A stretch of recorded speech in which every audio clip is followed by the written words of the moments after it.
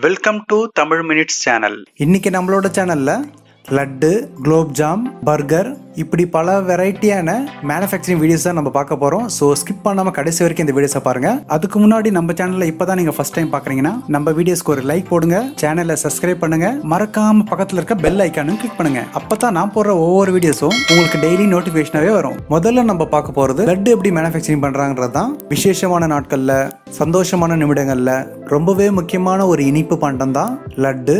தீபாவளி பண்டிகை காலங்களில் அதிகபட்சமாக சேல்ஸ் ஆகிற இனிப்பு தான் லட்டு. அதிகமான சேல்ஸ் இருக்கிற இடத்துல கண்டிப்பாக நமக்கு மிஷின்ஸ் தான் தேவைப்படும். அதனால லட்டு மேனுஃபேக்சரிங் பண்ணுற ஃபேக்டரியை பற்றி தான் நம்ம பார்க்க போகிறோம். லட்டு செய்கிறதுக்கான ரா மெட்டீரியல் கடலை மாவு, நெய், சுகர், இதெல்லாம் தான் லட்டு செய்கிறதுக்கான முக்கியமான ரா மெட்டீரியல். இது எல்லாமே ஒன்றா மிக்ஸ் பண்ணி ஒரு மிஷினில் நல்லா அரைச்செடுக்கிறாங்க. அரைச்செடுத்த இந்த மாவை இதுக்காக டிசைன் பண்ணி வச்சிருக்க மிஷின் மூலிமா இந்த மாவை கட் பண்ணி எடுக்குது. நீங்களே பாருங்க எவ்வளோ அழகாக இந்த மிஷின் லட்டை ஒவ்வொரு பீஸாக கட் பண்ணி போடுதுன்னு. இப்படி கட் பண்ணி கீழே விழுற லட்டுவை கீழே ரோல் ஆகிட்டு இருக்கிற ஒரு பிளேட்டில் தான் ரன் ஆகிட்டு இருக்குது. இந்த லட்டு தயாரிக்கிறதுக்கு மேன் பவர் யூஸ் பண்ணால் ரொம்பவே டிலே ஆகும். ஆனால் இதை மாதிரி மிஷின்ஸ்லாம் யூஸ் பண்ணுறதுனால கண்ணு மேய்க்கிற நேரத்தில் உங்களால் ப்ராடக்டை ரெடி பண்ண முடியும். இப்படி ரன் ஆகிட்டு இருக்க லட்டுவை பேக்கிங் செக்ஷனில் தான் ப்ராசஸ் பண்ணுறாங்க.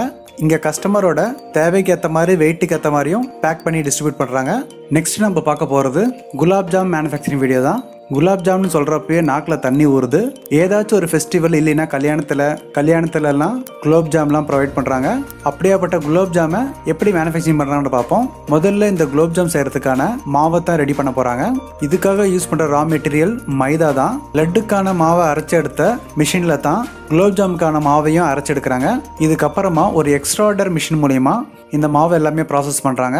இந்த இடத்துல ஒரு சின்ன ஒயர் கட்டர் யூஸ் பண்ணி இந்த மாவை சின்ன சின்ன ஷேப்பாக மாற்றுறாங்க.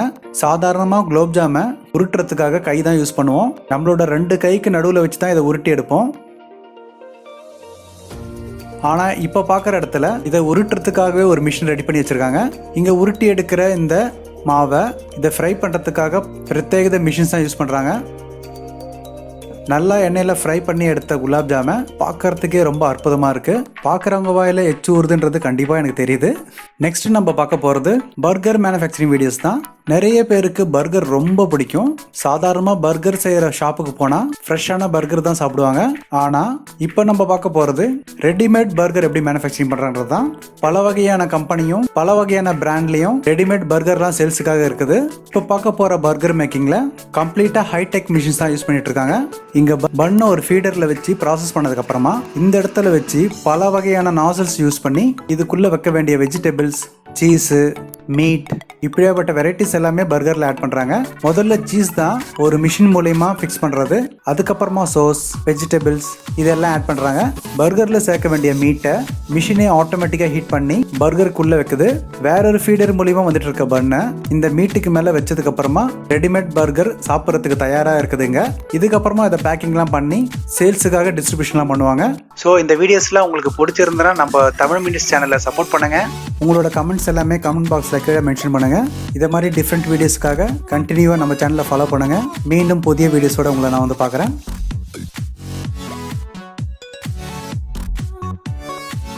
ஸோ இப்போ பார்த்த வீடியோஸ் எல்லாம் உங்களுக்கு பிடிச்சிருந்தா நம்ம சேனலை லைக் பண்ணுங்கள், ஷேர் பண்ணுங்கள், மறக்காமல் சப்ஸ்கிரைப் பண்ணுங்கள். தேங்க்யூ.